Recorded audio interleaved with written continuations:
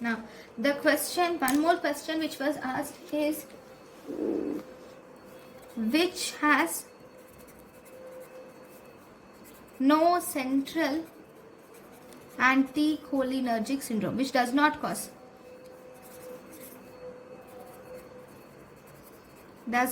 central anticholinergic syndrome.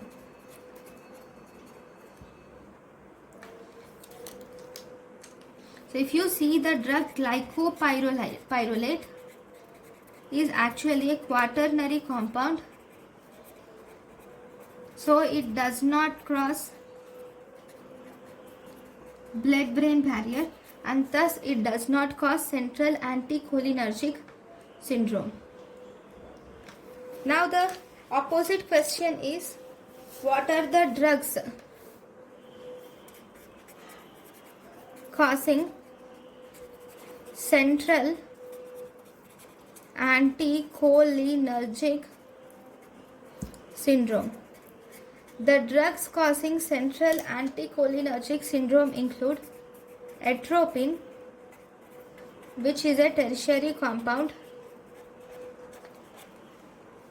and it crosses blood-brain barrier, and thus it can cause central cholinergic syndrome. And first generation antihistaminics. Obviously, these first generation antihistaminics can cross blood-brain barrier.